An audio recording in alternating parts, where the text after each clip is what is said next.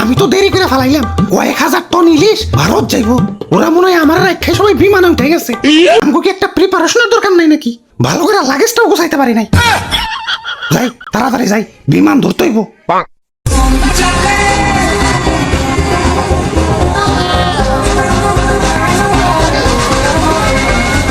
আরে ও দাদু সোলো চালাও, আমার থুয়া যাবার লাগছো কেলা? রে বাপুরে, ইয়া শুনো নাই নাকি ইলিশ তো সব ভারত চলে যাইতাছে। হাই হাই কও কি এখন ইলিশ যদি সব দাদা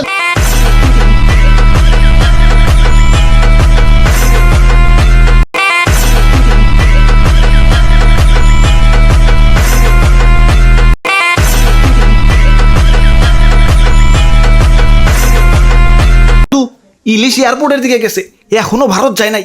লাগাও ব্যাগ গিয়ার।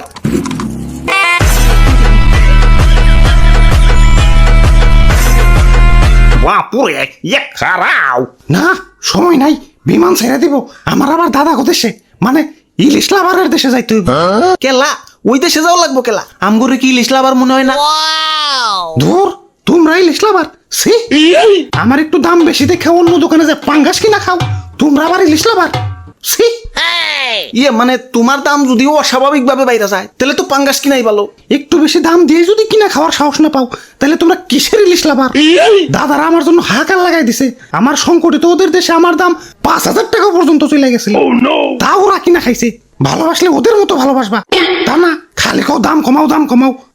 তখন দেশে থাইকা কি আমার দাম কমাম রে? যা ভাগ, ডিস্টার্ব করিস না। বাপুরে, ইয়ে দেশে এমনি যে ইলিশের দাম, এখন ইলিশ যদি ভারত জায়গা, ইয়ে দাম তো আরো বাইরে যাইব। ইয়ে যেমনি হোক ওরে আটকাই তুইব। ওরে বাপুরে, এই জুয়ান বয়সে তুমি বউ বাচ্চা রেখে বিদেশ যাইয়া, ওদের কথা কি একবার ভাইবে দেখছো?